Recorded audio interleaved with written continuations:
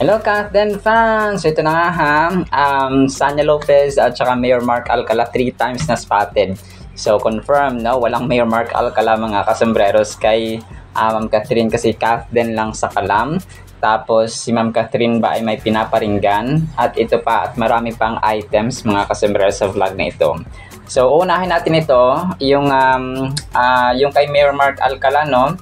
At saka kay Sanya Lopez. So ito pala yung sinabi ni Sanya Lopez, no, sa isa sa mga interviews niya kay Tito Boy Abunda mga kasembreros na may dinidate siya, no.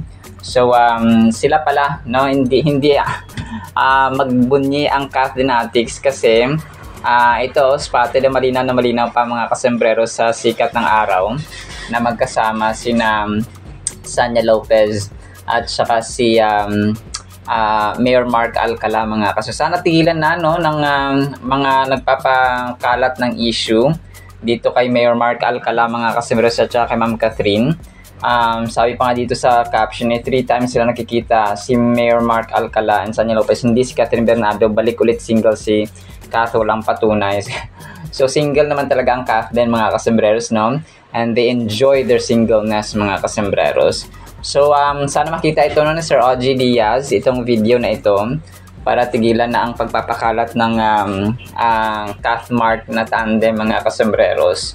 So, ito ang tunay na may ebidensya. Kasi ito yung sabi natin na pag public figure ka, lalo na si Mayor Mark Alcala, ay hindi mo maiwasan na walang magkalat ng video o ng picture mga kasembreros kasi hindi mo naman pwedeng sabihin na i-announce sa microphone na wala pong pwedeng wag niyo po akong kunan ng video, wag niyo po kaming kunan ng picture or video kasi nga public servant ka. Hindi talaga maiiwasan yan na hindi makuhaan ng video mga customers. Sa mga sa mga naniwala kay Mayor Mark Alcala, baka naman sabihin niyo na naman na pagpapumilit niyo na naman na talagang naniligaw itong si Mayor Mark Alcala at spotted si Mayor Mark Alcala at si Catherine. Ito malinaw para sa i-share nyo ito para talaga nagalit na no. Hindi, share nyo po para ma-inform din po yung iba na para hindi na sila maniwala na na may Mayor Mark Alcala at saka Catherine. Ang meron lang po ay Sanya Lopez at saka Mayor Mark Alcala mga kasus, para maniwala na sila at hindi na sila maniwala dun sa mga fake na information, mga false information mga kasembreros na si Catherine at saka si Mayor Mark Alcala mga kasembreros. So ito malinaw, parang public event yata itong dinaluhan ni Sanya Lopez at saka Mayor Mark Alcala mga kasembreros.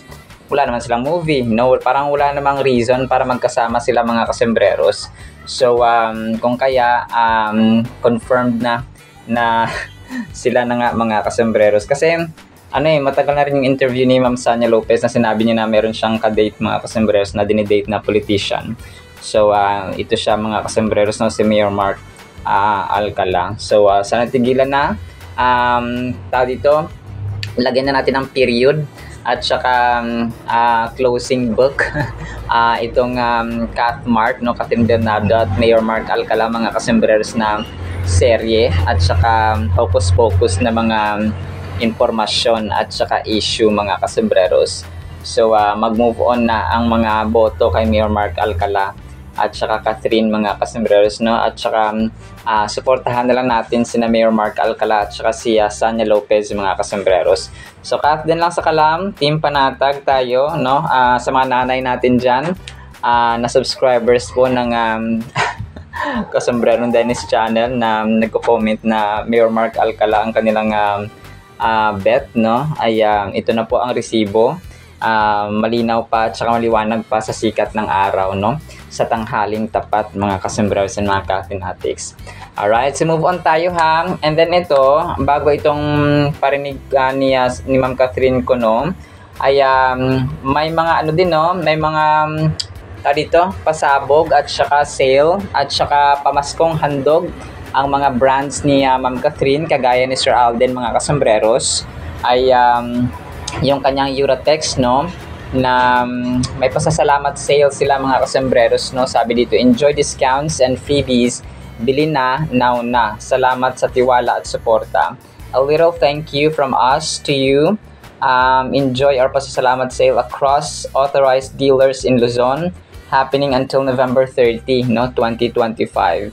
Get discounts plus freebies when you buy the Uratex Thin Classic Mattress. So, happy shopping. So, alam ko ang Mandawi Foam. So, yung sa Mandawi, part din yata sila ng affected na lugar, no? So, malamang ay magpapadala nito ng tulong si Ma'am Catherine, mga kasembrero, sa mga nasalanta ng bagyo, ng bagyo at baha. Pero hindi naman siya yung tipong ipupubliko lahat ng ginagawa niya at saka pagtulong customers. Yung mga tao lang talaga, yung mga vloggers, no, sila lang talaga yung kusang nagsishare na hindi naman nakokontrol ni Ma'am Catherine yan, mga kasembreros, no? Ang mga tao sa community na lalong-lalo na pag mag-video, mag-i-inform na ito galing kay Ma'am Catherine, na hindi naman si Ma'am Catherine mismo nagsabi na, oh, sige, pagtalat mo to ha. So, hindi siya ganong tao, mga kasembreros, especially, no, yung si Mami Min, yung family niya, mga kasembreros as a whole, ay ganun po, no? And then ito, so yung kanyang Realme ay meron ding teaser photo, no, para sa pamaskong handog. Si Ma'am Catherine dito ay parang naka-gold siya na picture, naka-gold na outfit, mga customers, tapos may hawak na mga regalo. Sobrang Latina ni Tisay ni attorney, mga kasembreros, no? Tapos parang may Christmas tree sa likod niya. And then, series of 2025. So, ito po sa Realme niya, mga kasembreros. So, parang meron din silang offline, Realme offline and online stores nationwide. So, baka meron din silang dito, pamaskong handog, no, dito sa Realme na brand ni attorney, mga kasembreros. Pero abangan natin ang detalye. And then ito, next item natin, sige ito. Sige, ito na muna itong parinig, mga kasembreros, ni Ma'am Catherine. Sabi niya kasi dito ay, is it me? Sabi niya gano'n. Is it me, the drama? Parang gano'n, mga kasembreros. Am I the drama? I don't think I'm the drama. Do you think? Sabi niya, sa parang drama ba? Parang sa mga bashers nito, mga kasembreros, no? Pinost ito ng isang Catherine admin kagabi. Sabi niya, is it me, yung drama? Parang pabebe ba, parang so parang voice, parang lip sync, no, ang ginawa niya dito, mga kasembreros. Dubbing, tapos ay ang kulit lang niya ni attorney dito, mga kasembreros. Naka white siya, tapos naka glasses, no? Tapos sa kwarto siya, mga kasembreros, tapos pabebe si si attorney, mga kasembreros. Di ko alam kung pinaparinggan siya dito. It's not really parang siniseryoso niya. Kasi alam naman natin na hindi naman pumapatol sa Ma'am Catherine sa mga negatrons. Pero yun po, no, talagang ang kulit lang ni ni attorney, mga kasembreros, sa kanyang lip sync na ito. So pero no, ang kakulitan lang ito ni Ma'am Catherine, mga kasembreros. Not too serious, no? Hindi gaanong siniseryoso ni Ma'am Catherine ang mga negatron. And then ito, so ang cute ng pinost ng isang Catherine fan dito, mga kasembreros, no? Sa isang picture niya, if I'm not mistaken, sa bench ito na picture, no, ni Ma'am Catherine, mga kasembreros. So naka-glasses siya dito. May nag-post dito na isang fan, sabi niya, no silver spoon, no famous last name, just talent and hustle. That's Catherine. Tapos may corona. So, pinuri niya, no? At saka na-appreciate, mga kasembreros, yung Catherine na parang wala silang parang background sa politika or famous ba yung apelido nila dati or yung mga magulang nila dati, no? Parang parang out of talent na bata pa siya, talagang sikap and so on. So, ganun, mga kasembreros, no? And then, hard work, and then yun, talagang gabay ng Panginoon, mga kasembreros. And then ito, post ni Ma'am Catherine sa kanyang Instagram account din ay yung kanyang Betadine na endorsement, mga kasembreros, na naka-violet siya. So hindi pala fresh, no, kasi violet at saka pink yung fresh, at saka hindi rin siya Rexona, kundi Betadine, mga kasembreros. Part ng kanyang endorsement video ito. Pero wala pa yung video, no? Picture pa lang, mga kasembreros. So may hawak siya, of course, na Betadine. And then ito, so share ko lang din itong pinost ni Mami Min sa kanyang Instagram kanina or kagabi. Yung kay Ma'am Angelica Panganiban nga, no? At saka kay Zanjo Marudo na panibagong teaser. Yes, this time. Oh yes, Angelica Panganiban is back. Tapos ano siya? Tawag dito?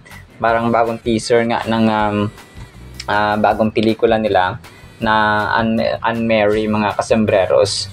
Nakasama nga si Sir Zanjo Marudo. Tapos magiging ano para ito, magiging showing na sa December, parang part siya ng MMFF, no, something like that, ng Metro Manila Film Festival, kasi sa December 25 din yung showing nito mga kasembreros. So kung trip niyo po na manood, no, sa mga sinihan, ay ito yung medyo ano, no, December 25, 2025 in cinemas nationwide. Ito yung medyo challenging din talaga pag Metro Manila Film Festival, kasi ano yung nakikipagkompetensya sila. Tapos yung promotion, no, talagang kasi sinihan, no, hindi lang siya sa Netflix ipapa-showing. Pero yun po, kung trip niyo pong panoorin ang isang Angelica Panganiban at Zanjo Marudo sa sinihan this December 25, 2025 ay pwede po kayong manood mga kasembreros. Well, of course na bibili ng ticket mga kasembreros. Alright, so yan lang actually sa ating Kakden items, no? Kakden sa Kalam, Team Panatag tayo, no? Thank you kay Ma'am Naibara Lopez kasi shinare niya itong video ni Mayor Mark Alcala at saka ni ni Sanya Lopez. At saka, yun na, Team Panatag talaga tayo mga kasembreros. Kakden lang sa Kalam, Kakden lang. So talaga ininis, no? So yun lang po mga kasembreros. Sana pa ipanghin po natin ang Word of God. Today is November 6, 2025, Thursday na po mga kasembreros, na continue praying po tayo ha sa mga biktima po ng bagyo at baha, no, na bagyong Tino mga kasembreros. Talagang ako ay napaiyak talaga kahapon habang nananalangin kasi talaga nakakaawa. May mga tao doon na mga OFW sila dati, tapos yung pinatayo nilang bahay as in zero, as in wala, no, as in talagang tinangay mga kasembreros ng baha yung kanilang bahay. Talagang nakakapanlumo. Ikaw na nanonood lang, talagang sobrang naiiyak kami. Mga hayop, may mga baboy, yung mga baka na naku po, talagang heartbreaking mga kasosum. Kaya let's continue praying na matugunan ng local government at national government po yung pangangailangan ng mga biktima po sa Cebu mga kasosum, especially sa Mandawi, sa Talisay, and then sa ibang parte pa po ng Pilipinas, no, na hindi ko po ma-mention mga kasembreros. So yun po, sana po ipangin po natin ang napakagandang salita po ng Panginoon. At para po sa ating Word of God is sobrang ganda nito ha, malungkot nga lang ito at saka medyo malalim mga kasembreros. Ang title po kasi natin ay Gaya ng Hayop. Salmo or mga awit 49 verses 11 to 12, doon sila, tayo, mga tao, mananahan sa libingan kailanpaman, kahit sila ay may lupaing pag nila'y tunay, maging siman tao, hindi maiwasan katulad din noong hayop. Ayun siya mga kasembreros, tiyak siyang mamamatay. So, ito po ay realidad ng buhay, no? Destiny na ng tao na tayo po ay mamatay mga kasembreros. Kahit na gaano, sabi dito, kahit gaano man tayo kasikat, kahit may lupain man tayo ng pagmamayari, kahit may tayo, makapangyarihan tayo, kahit ng mga customers around, ay gustong ngayon sa ating Panginoon na lahat ay kasembreros. Medyo masaklap, no? Kasi itong metaphor or paghahambing na ito mga kasembreros, hindi naman dinadown or winawala ng Panginoon ang value natin. Kumapa, ito ay reminder lamang sa atin na pantay-pantay ang lahat ng bagay sa mundong ito, no? Heaven and earth will pass away, no? Tanging ang salita lamang ng Panginoon ang forever na mag-stand sa mundong ito mga kasembreros at mananatili. So kagaya ng hayop, no, kahit na sabihin natin, di ba, yung mga dinosaurs noon, yung mga malaking hayop ngayon ay mamamatay at mamamatay mga kasembreros, walang forever. Kahit na yung mga tortoise, no, yung mga miyembro ng pagong mga kasembreros na yung mapawikan na tinuturing na oldest animals sa buong mundo ay mamamatay at mamamatay sila mga kasembreros. So pwede sila mabuhay ng up to 200 plus, no, 300 years mga kasombreros, pero mamamatay at mamamatay sila. So yun na yung destiny talaga ng tao. So gaya ng hayop. So ang verse nito ay nag-serve sa atin ng poignant reminder of the transient nature of human life and the futility of placing our worth in material possession. So nature, kumaga pa, ito mga customers ay inevitable. So hindi na siya maiiwasan na tayo po ay mamamatay mga kasombrero. So kung napapansin din niyo, no, yung Salmo, yung buong araw ay Salmo 49 lang lahat. Kasi sobrang attached talaga ako dito nung nag-Bible study kami nung nakaraang gabi. Ay ito yung aming devotion, no, sa family namin mga kasembreros. So Bisaya yung Biblia na gamit namin para maintindihan. Pero sobrang attached ako na ganito pala, no, parang hindi kumapa yung halaga ng tao. Unang-una, hindi siya mabibili ng pera. Totoo yun, no? It's biblical mga kasembreros. Dito sa Psalms 49 mga kasembreros, mababasa natin yan, no, sa chapter 49 verses 7 to 9. So Psalms 49 verses 7 to 9. So na-vlog din natin yan mga kasembreros. Connected ang bawat isa na yung halaga ng tao, bagaman tayo yung pinakamahal at pinaka-precious na nilikha ng Panginoon, ay gaya tayo ng hayop. But still, no, ang buhay natin ay hindi mapapantayan ng pera. So unlike sa mga hayop na pwedeng mabili, no, pwedeng ipagpalit mga kasembreros, ang tao po ay hindi. So our salvation, ang kaligtasan natin, ay hindi natin pwedeng bilhin mga kasembreros. Whatever possessions, whatever material things, whatever richness, no, affluence na meron tayo sa mundong ito, ay hindi po yan matutumbasan. Hindi binigay na standard or basihan ng Panginoon mga kasama ang yaman para maligtas ang isang tao. Kasi kung ganoon, mayayaman lang yung maliligtas, pero hindi, no? Ang mayayaman niya, nagbigay pa ng mataas na ng standard ang Panginoon, requirement ba na kung ikaw ay mayaman. So the more you have, the more you give, the more you support the ministry of God, no? Kapag meron kang milyon-milyon, so ganun din kalaki, no, ang hahanapin at sisingilin ng Panginoon sa iyo kapag ikaw ay namatay, no? Nung ginawa mo sa gantong kalaking amounts, no? Ginawa mo bang pantulong sa mga kapwa, or ginawa sa charity works, or pinantulong sa ministry ng Panginoon, for the glory of God ba yung ginawa mo, or hindi, no? For the glory of your family lang ba? For the glory of yourself lang ba? Para may angat ka sa milyong-milyong nimpak-nimpak na salapi na meron ka noong nabubuhay ka. So, ganun mga kaso. So, ganun po ang requirement ng Panginoon. And that's biblical, no? The more you have, the more na requirement na mapahihingiin at saka evaluation ng Panginoon mga kasembreros. Talent, no? Kapag marami kang talent, no?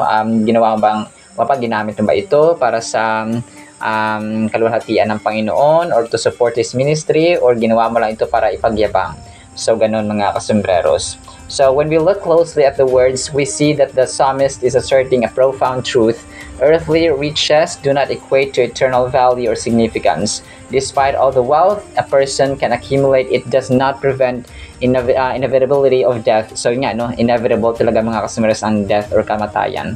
Just as the beasts, no, gaya ng mga hayop sa field, sa parang, sa kagubatan, just as the beasts of the field live their lives and eventually perish, so too do we humans face the same fate. So pareho ang haharapin natin mga kasembreros, no? Parati nating tatandaan na yung status, yung profile natin, educational background, lahat ito ay okay naman, no? Maganda at saka blessings sa Panginoon. Pero kapag ginamit natin sa masama, not glorifying God or not for the purpose of your calling or God's will sa ating buhay, ay at saka ginagamit natin ito para sa ating selfish ambitions, no? Ay dito na po tayo nagkakasala. So riches, status, and possessions can lead us to believe we are invincible or that our lives are somehow special in the grand scheme of things. So, ang buhay natin special. We're the most special creation. Nilikha tayo ng Panginoon sa kanyang wangis, unang-una yon. Tapos, hiningahan niya tayo ng kanyang sariling hininga so that we can live. So, yun, yung oxygen, yung hinihinga natin yan, mga kasembreros, yun ang tunay na patunay na tayo po ay hiningahan ng Panginoon, mga kasembreros. So, nag-join kasi ako minsan ng mga live TikTok, no? Yung mga kapatiran din natin. Yung mga hindi ko kilala mga kasons personally, yung mga random people na mga Christian din po sa TikTok. Nag-join ako minsan, no? Tapos may mga question and so on. So, nakakatuwa kasi talagang ini-equip din ng Panginoon yung mga lingkod niya na iba para sagutin yung mga tanong ng mga atheist, for example, no, yung mga hindi naniniwala sa Panginoon. So, nakaka-bless, no? Yung mga taong ito na yung iba doon talagang kahit mahirap sila, no, materially, but their heart is so rich in obeying and fulfilling the calling of purpose, the calling in purpose sa kanilang buhay na binigay ng Panginoon. So, yung kung pa yung will, ang kalooban ng Panginoon ay ginagawa nila mga kasambreros.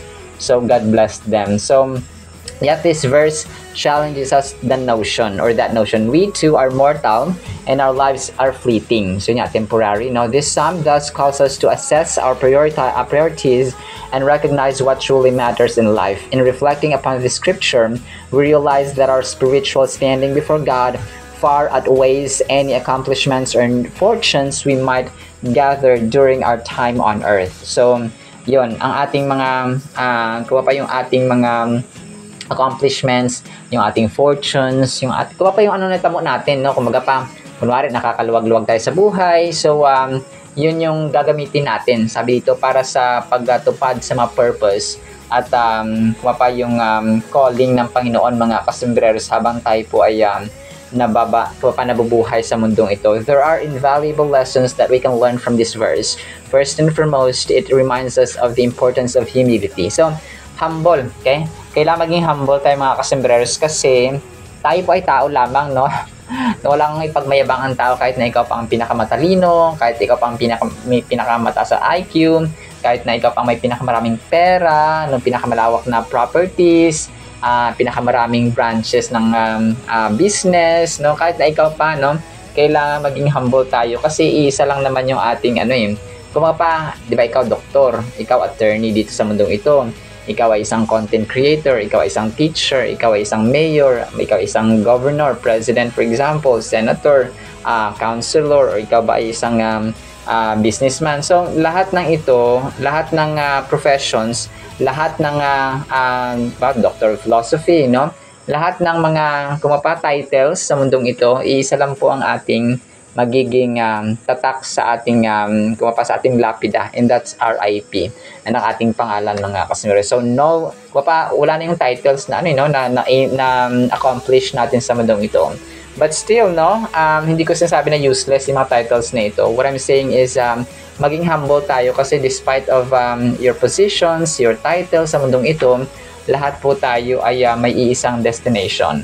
So ganun mga kasambreros. And secondly, we'll learn to place our hope and trust in God rather than in our material possessions. So, lahat yun, always and always, ang ating tiwala, ang ating pananalig, ang ating pananampalataya, ay ilagay natin sa Panginoon, hindi sa ating mga, sa ating kayamanan or sa ating mga properties, mga kasambreros. Sa final thought natin, so, yung verse na chapter 49 verses 11 to 12, ay napakalaki at saka napakalalim na wisdom, no? Yung binibigay sa atin dito mga kasambreros ng Panginoon. As we navigate our lives amidst distractions, let us commit ourselves to look beyond the surface of what is seen, focusing instead on the eternal truths taught through Scripture. Understanding our transients can lead us to better choices and align our hearts with God's intentions and plans mga kasambreros. So napakaganda, no? Napakaganda nito mga kasambreros, no? Gaya ng hayop. So yung ating title mga kasambreros. But in the meantime, ayan lang po sa ating salita ng Panginoon, no? Nawa pa ipagpalain po tayo ng pag-ibig, pananampalataya, humility, no? At saka wisdom na nagmumula po sa ating Panginoong Diyos na makapangyarihan sa lahat. In the mighty name of Jesus we pray. Amen and amen. See you sa next segment mga kasambreros, and paalam po.